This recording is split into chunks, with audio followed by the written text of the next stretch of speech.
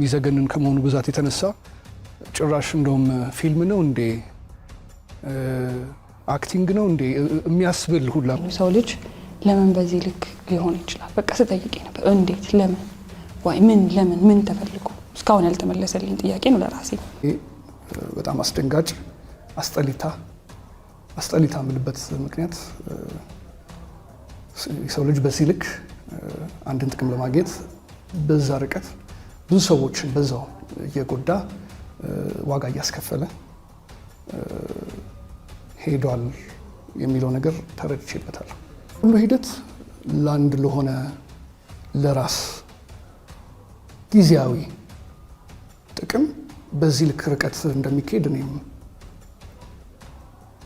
አልገመትኩም። ጊዜያዊ ያልኩበት ምክንያት ለምንድን ነው? ውሸት ነው። እውነት ደግሞ እያደር ይወጣል።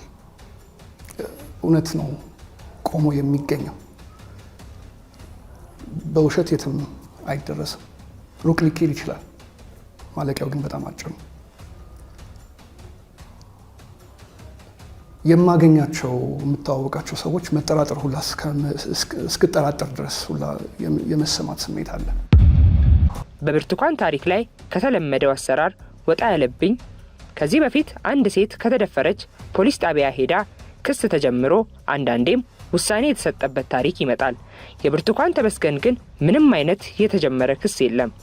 አንድ ባለ ታሪክ ጉዳት ደረሰብኝ ካለ ጉዳት የደረሰበት ቦታ ለምሳሌ አይን፣ ጆሮ፣ ራስ፣ የቁስል ለምጥ ካለ በካሜራ ተለይቶ ይቀረጻል።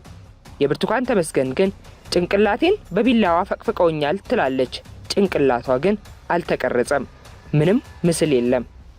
ፊቴን ይሄንን እንትን በቢላዋ በምላጭ ነገር ተለተሉኝ ምናምን የምትለውን የሆነ ግንባሯ ላይ የሆነች ምልክት ነበረቻትና በቃ ከዛ ጋር ነው ሊንክ ያረኩት። የሆነ ፊቷን ዞር ብዬ ሳይ የሆነ እዚህ ጋር ግንባሯ ጋር የሆነ ምልክት አለና ምናልባት እሱን ለመግለጽ ፈልጋ ነው ብዬ ነው ያሰብኩት። እዚህ ለሁለት ተሰንጥቆ ነው ለሁለት ተከፍሎ ነው የተባለው ማለት ነው።